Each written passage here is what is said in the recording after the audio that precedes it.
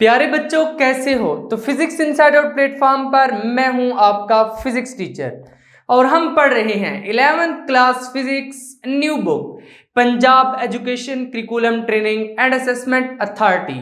और इस new book को लेकर के हमने स्टार्ट किया हुआ है चैप्टर नंबर 2 जिसका नाम है फोर्स एंड मोशन। और आज के लेक्चर में हम चैप्टर नंबर 2 के मल्टीपल चॉइस क्वेश्चंस डिस्कस करने जा रहे हैं। इससे पहले कि आज के इस लेक्चर को स्टार्ट करें, अगर अभी तक आपने फिजिक्स इनसाइडर को सब्सक्राइब नहीं किया तो जल्दी से सब्सक्राइब करके बेल आइकन के बटन को क्लिक कर दें ताकि जैसे ही नेक्स्ट लेक्चर्स अपलोड हो आपको साथ के साथ नोटिफिकेशन मिलते रहें और आप एग्जाम की बहुत ही अच्छे से तैयारी कर सकें। और आज की इस वीडियो को लाइक कर दीजिए ताकि लेक्चर को पूरे मजे से स्टार्ट किया जा सके। इससे पहले हम कंप्लीट कर चुके हैं चैप्टर नंबर 2 की थ्योरी, और चैप्टर नंबर 2 के थ्योरी के जितने भी लेक्चर्स हैं उन सब का लिंक आपको डिस्क्रिप्शन में मिल जाएगा और इसके साथ साथ कमेंट सेक्शन में मिल जाएगा, वहां से आप इजीली असेस कर सकते हैं। यहां पर अब सबसे पहला एमसीक्यू है, MCQ number 2.1, the angle at which dot product becomes equal to cross product. कि ऐसा एंगल बताइए जिस पर डॉट प्रोडक्ट और क्रॉस प्रोडक्ट आपस में इक्वल हो जाते हैं। तो भाई ए बी सी और डी चार ऑप्शन दिए हुए हैं, इनमें से आपने एक ऑप्शन ढूंढना है। तो कंडीशन क्या दे रहा है? ऐसा एंगल जिस पर डॉट प्रोडक्ट और क्रॉस प्रोडक्ट इक्वल हो जाते हैं। तो भाई डॉट प्रोडक्ट को हम किस तरह से लिखते हैं? ए वेक्टर डॉट बी वेक्टर, जिस तरह मैंने आपको डॉट प्रोडक्ट वाले लेक्चर में पढ़ाया था, इसको स्केलर प्रोडक्ट भी बोलते हैं।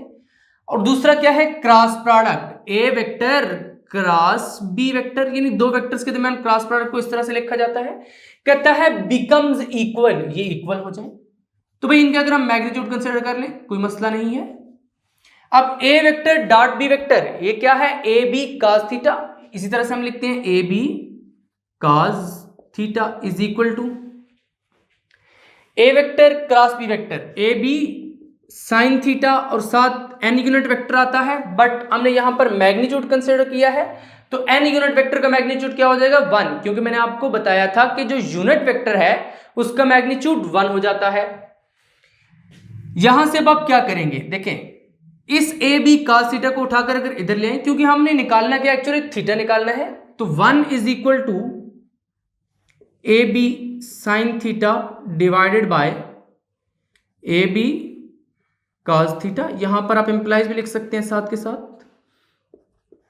1 is equal to A B cancel हो जाएंगे, क्या बचेगा? Sine theta over cos theta, या फिर अगर आप साइड्स चेंज करके लिखें तो sine theta divided by cos theta is equal to 1। तो यहां से आपको क्या मिलेगा? साइन थीटा और cos थीटा टेंजेंट थीटा की इक्वल होता है, आपने ऑलरेडी मैथमेटिक्स में पढ़ा हुआ है, इज इक्वल टू 1।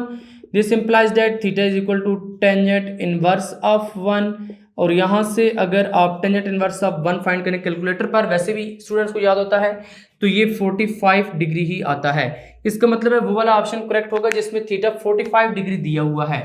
यहां पर ये बी वाला ऑप्शन क्या होगा? करेक्ट होगा। किस तरह हमने निकाला है? वो ये कह रहा था कि डॉट प्रोडक्ट क्रॉस प्रोडक्ट आपस में इक्वल हो जाएं, हमने इक्वल करके यहां से थीटा फाइंड आउट कर लिया है। नेक्स्ट एमसीक्यू है एमसीक्यू नंबर 2.2। इसकी क्या स्टेटमेंट है? The projectile gains its maximum height at an angle of.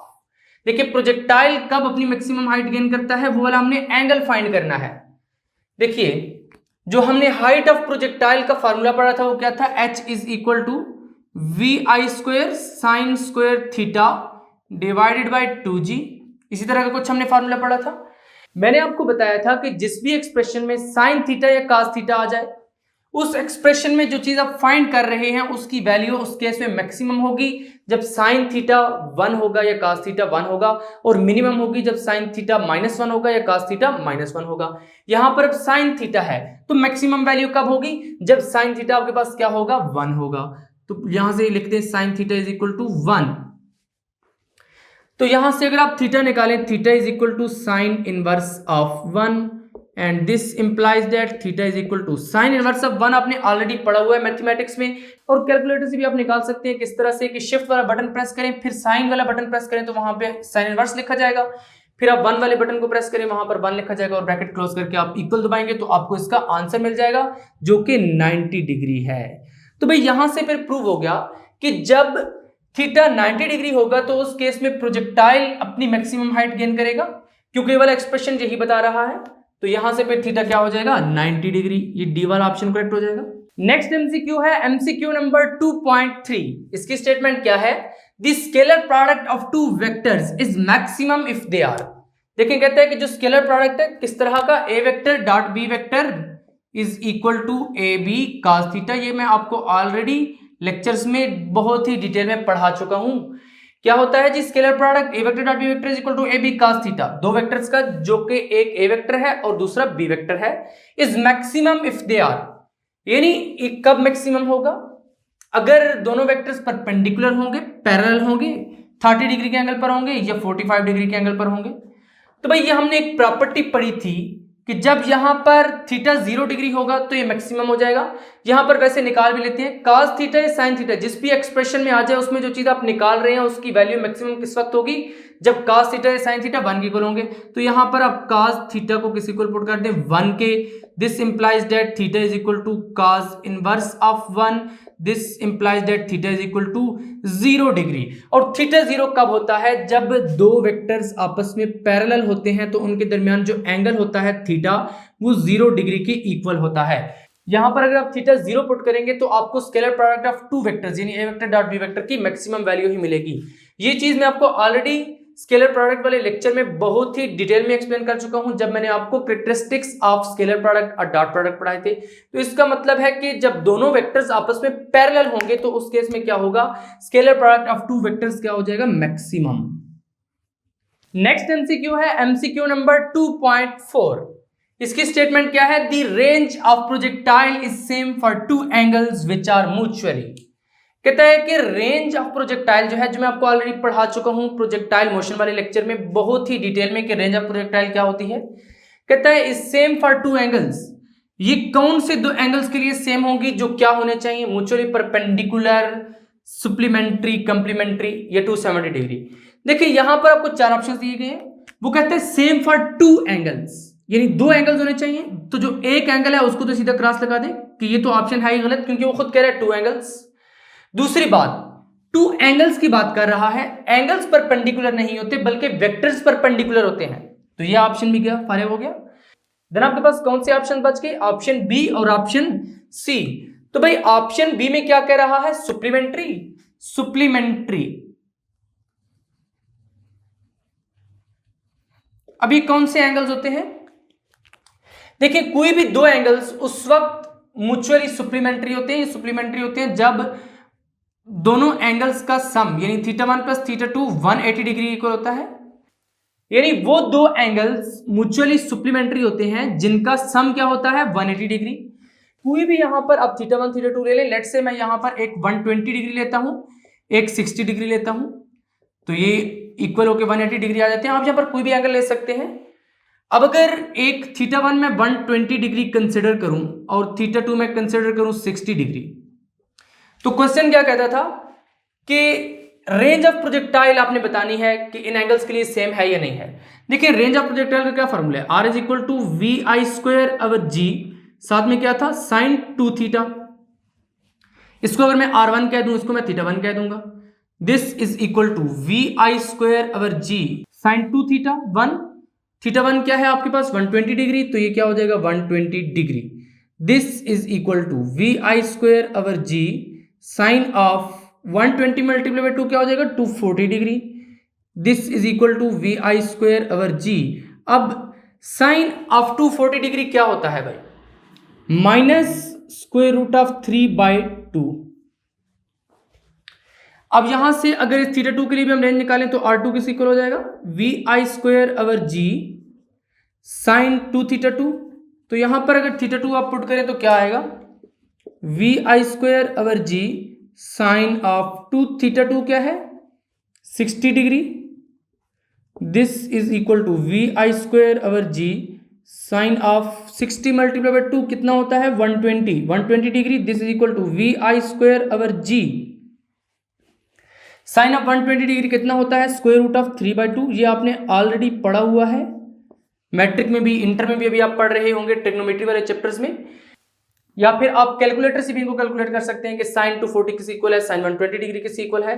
यहां पर अगर आप देखें तो R1 जो है वो minus V I square over G into square root of 3/2 है, क्योंकि यहाँ पे माइनस आ रहा है। R2 क्या है, V I square over G square root of 3/2। इसका मतलब है कि आपस में इक्वल नहीं है, दरम्यान में माइनस आ गए। इस केस में R1 not equal to R2, यानी जिस वक्त दो एंगल्स म्यूचुअली सप्लीमेंट्री होंगे तो उस वक्त रेंजेस इक्वल नहीं आएगी, यानी रेंज ऑफ प्रोजेक्टाइल सेम नहीं आएगी दो म्यूचुअली सप्लीमेंट्री एंगल्स के लिए। इसका मतलब है सप्लीमेंट्री वाला ऑप्शन भी गलत है। अब पीछे बच एक ही जाता है, आप इस पर टिक लगा सकते हैं, बट चेक कर लेते हैं कि ये कैसे आता है। म्यूचुअली कंप्लीमेंट्री एंगल्स के लिए क्या कंडीशन होती है, कंप्लीमेंट्री, उस केस में θ1 प्लस θ2 यानी दो एंगल्स उस केस में म्यूचुअली कंप्लीमेंट्री होते हैं जब उनका सम आपके पास 90 डिग्री की इक्वल होता है। यहां पर भी आप कोई भी दो एंगल्स ले सकते हैं, जो आपकी मर्जी है। मैं यहां पर अगर एक एंगल को 30 डिग्री लेता हूं और एक को 60 डिग्री लेता हूं, 30 प्लस 60 आपके पास क्या आ जाएगा, 90 डिग्री। देन यहां से अब आपके पास θ1 क्या है, 30 डिग्री, और θ2 क्या है, 60 डिग्री। इस केस में आप क्या करेंगे कि पहले रेंज निकालेंगे 30 डिग्री के लिए, उसको मैं R1 कह रहा हूं, V I square over G sine of 2θ1, this is equal to V I square over G sine of 2θ1 है, तो 2 इंटू 30 हो जाएगा degree, is equal to V I square over G sine of 60 degree, तो this is equal to V I square over G sine of 60 degree किस equal होता है, square root of 3/2। ये भी आपने ऑलरेडी पढ़ा हुआ है, मैट्रिक में भी और इंटर में मैथमेटिक्स में पढ़ा हुआ है, और कैलकुलेटर से भी आप इजीली निकाल सकते हैं। अब मैं θ2 के लिए निकालूंगा, उसको मैं R2 कह रहा हूं, V I square over G sine of 2θ2, this is equal to V I square over G sine of 2θ2 है, तो 2 मल्टीप्लाई बाई 60 हो जाएगा भाई, 2 into 60 degree, this is equal to V I square over G sine 2 into 60 है, तो 2 into 60 क्या हो जाएगा, sine of 120 degree, this is equal to V I square over G sine of 120 degree किस equal होता है, स्क्वायर रूट ऑफ 3/2। तो यहां पर क्या लिखेंगे, स्क्वायर रूट ऑफ 3/2। इसको भी आप कैलकुलेटर से देख सकते हैं। यहां पर अगर आप देखें तो R1 भी वही है और R2 भी वही है, इसका मतलब है इस केस में R1 is equal to R2 है, यानी इन दोनों एंगल्स के लिए रेंज क्या आ रही है, सेम आ रही है। इसका मतलब है कि जब दो एंगल्स म्यूचुअली कंप्लीमेंट्री होंगे तो उस केस में रेंज सेम होगी, तो ये वाला ऑप्शन फिर क्या हो जाएगा, कंप्लीमेंट्री वाला करेक्ट हो जाएगा। इट्स मीन सी वाला ऑप्शन क्या है, करेक्ट है। तो यहां से ये 4 MCQs हो चुके हैं।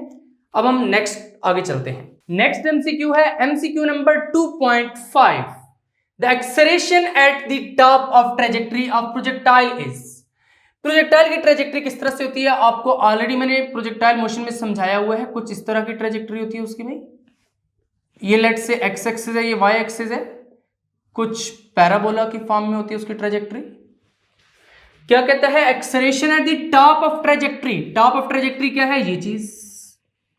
अब यहां पर उस पर जो फोर्स एक्ट कर रही है वो जस्ट फोर्स ऑफ ग्रेविटी है, तो यहां पर उसकी जो एक्सेलरेशन होगी वो क्या होगी, totally acceleration due to gravity हो जाएगी। इट्स मीन यहां पर जी आएगा। ये चीज मैंने आपको ऑलरेडी एक्सप्लेन की हुई है बहुत ही डिटेल में लेक्चर में, जो प्रोजेक्टाइल मोशन वाला लेक्चर था। नेक्स्ट है SI यूनिट ऑफ इंपल्सेस। देखिए इंपल्स क्या होती है, I is equal to product of very large force and a very small time, यानी large force in a very small interval of time, तो F vector multiplied by T। यहां पर ये simple multiplication है, cross product नहीं है क्योंकि T scalar है। तो यहां से इंपल्स के यूनिट क्या निकलेंगे, फोर्स का यूनिट क्या है, न्यूटन, टाइम का यूनिट क्या है, सेकंड। इसका मतलब है इंपल्स के यूनिट क्या आ गए, न्यूटन सेकंड, तो सी वाला ऑप्शन करेक्ट होगा। यूजुअली इसमें ये होता है कि बाज़ औक़ात वो इस तरह के ऑप्शन दे देता है कि सारे के सारे करेक्ट निकल पड़ते हैं, फिर आर एफ वाला ऑप्शन होता है, लेकिन इस केस में यही होगा क्योंकि न्यूटन मीटर, देखिए न्यूटन मीटर तो कोई भी नहीं आ सकता, न्यूटन मीटर स्क्वायर भी नहीं आ सकता। इसका मतलब है जस्ट ये सी वाला ऑप्शन न्यूटन सेकंड यहाँ पर करेक्ट ऑप्शन है। नेक्स्ट एमसीक्यू है MCQ number 2.7, the rate of change of momentum is. देखिए आपकी बुक पर ये जो पेज नंबर 36 है, यहां पर लिखा हुआ है the rate of change of momentum of a body is equal to the applied force. आपको ऑलरेडी मैंने ये उस लेक्चर में बहुत ही डिटेल में पढ़ाया हुआ है, momentum and Newton second law of motion, जिसमें मैंने आपको बताया था कि आप किस तरह से Newton second law of motion को मोमेंटम के टर्म में एक्सप्रेस कर सकते हैं। वहां पर हमने यही देखा था कि the rate of change of momentum is force. तो भाई यहां पर फिर कौन सा ऑप्शन करेक्ट होगा, ए वाला। अब यहां पर अपने यहां जब मैं स्टूडेंट से प्री बोर्ड लेता हूं तो ये वाला एमसीक्यूज मैं अक्सर पेपर में देता हूं। बट मैं क्या करता हूं कि यहां से रेट वाला वर्ड हटा देता हूं, the change of momentum is, वहां पर स्टूडेंट्स क्या करते हैं, धड़ाम से इस ए वाले ऑप्शन को ही टिक कर देते हैं। ये यूजुअली पेपर में पूछा जाता है। चेंज इन मोमेंटम जो है वो इंपल्स है, but rate of change of momentum क्या है, फोर्स। क्योंकि यहां पर हमने कुछ इसी तरह से पढ़ा था, F is equal to mvf minus mvi divided by T, नीचे डिवाइड हो रहा है टी से, तो अगर ये t उधर जाएगा तो F मल्टीप्लाई बाई टी होगा is equal to mvf minus mvi, तो ये किसी को हो जाएगा इंपल्स के is equal to mvf minus mvi। इसका मतलब है कि जो इंपल्स है वो चेंज इन मोमेंटम है, यानी चेंज इन मोमेंटम होगा तो वो इंपल्स होगा। लेकिन अगर यहां पर rate of change of momentum होगा यानी टी से डिवाइड हो जाएगा तो फिर वो क्या होगा, फोर्स, क्योंकि Newton second law of motion in terms of momentum यही बात कहता है। नेक्स्ट है एमसीक्यू नंबर 2.8। इसकी स्टेटमेंट क्या है, as rocket moves upward during its journey, कि जब रॉकेट अपवर्ड मूव करता है अपनी जर्नी में, then its acceleration goes on. तो भाई इसकी एक्सेलरेशन क्या होती है, इंक्रीज होती है, डिक्रीज होती है, रिमेन सेम रहती है, it moves with uniform velocity. जब मैंने आपको रॉकेट प्रोपल्जन वाला लेक्चर दिया था वहां पर बहुत ही डिटेल में एक्सप्लेन किया था कि रॉकेट किस तरह से अपवर्ड मूव करता है, यानी वो बहुत सारी हाई प्रेशर गैसेस को एक्सपेल करता है क्योंकि वहां पर फ्यूल बर्न होता है। तो इस केस में मैंने आपको बताया था कि जिस तरह से रॉकेट अपवर्ड मूव करता है इसी तरह उसका मास क्या करता है, डिक्रीज करता है। तो इस केस में क्या होगा कि एक्सेलरेशन इंक्रीज करती थी। ये आपकी बुक में भी यहां पर लिखा हुआ है, when the fuel in the rocket is burned and ejected the mass m of rocket decreases, mass m क्या करता है, डिक्रीज करता है, hence the acceleration increases। तो यहां से तो इजीली पता चल गया कि its acceleration goes on increasing, तो ये कौन सा होगा, ए वाला ऑप्शन करेक्ट होगा। नेक्स्ट है एमसीक्यू नंबर 2.9। इसकी स्टेटमेंट क्या है, इलास्टिक कुलियन इन्वॉल्व्स। तो भाई इलास्टिक कुलियन कौन सी कुलियन होती है, ऐसी कुलियन जिसमें मोमेंटम और काइनेटिक एनर्जी दोनों कंजर्व रहते हैं, वो कौन सी कुलियन होती है, इलास्टिक कुलियन। यहां पर क्या कहता है, इलास्टिक कुलियन में क्या होता है, लॉस ऑफ एनर्जी। तो भाई लॉस ऑफ एनर्जी तो इसमें नहीं होता, कंजर्व रहती है, वो क्रॉस हो जाएगा। गेन ऑफ एनर्जी नहीं, ना गेन होता है ना लॉस होता है, कोई भी नहीं होता। इसका मतलब है ये बी वाला ऑप्शन भी रॉन्ग होगा। देन सी ऑप्शन क्या है, no gain no loss of energy. इसमें क्या है कि कोई गेन नहीं होता कोई लॉस नहीं होता, यानी कंजर्व रहती है। इसका मतलब है ये सी वाला ऑप्शन करेक्ट ऑप्शन है। डी क्या कहता है, no relation between energy and elastic collision. तो भाई रिलेशन तो होता है, यहां से भी ये भी क्रॉस हो जाएगा, क्योंकि इलास्टिक कुलियन में मोमेंटम और एनर्जी दोनों कंजर्व रहते हैं और टोटल एनर्जी भी क्या रहती है, कंजर्व रहती है। इसका मतलब है कोई गेन नहीं होगा और ना ही कोई लॉस होगा, एनर्जी कंजर्व रहेगी। Chapter number 2 force and motion के एमसीक्यूज यहां पर एंड होते हैं। अब हम नेक्स्ट लेक्चर में पढ़ेंगे शॉर्ट क्वेश्चंस। शॉर्ट क्वेश्चन बिल्कुल उसी पैटर्न में पढ़ेंगे जिस तरह हमने चैप्टर नंबर 1 के पढ़े थे। तो आज का लेक्चर यहीं पर एंड होता है। अगर अभी तक आपने फिजिक्स इनसाइड आउट को सब्सक्राइब नहीं किया तो जल्दी से सब्सक्राइब करके बेल आइकन के बटन को क्लिक कर दें, ताकि जैसे ही नेक्स्ट लेक्चर्स अपलोड हो आपको साथ के साथ नोटिफिकेशन मिलते रहें और आप एग्जाम की बहुत अच्छे से तैयारी कर सकें। क्योंकि फिजिक्स इनसाइड आउट का जस्ट एक ही एम है कि फ्री और क्वालिटी एजुकेशन हर बच्चे को उसके डोर स्टेप तक पहुंचाई जा सके। फाइनली कमेंट करके बताएं कि आपको आज का लेक्चर कैसा लगा। मिलेंगे नेक्स्ट लेक्चर में, तब तक के लिए अल्लाह हाफिज।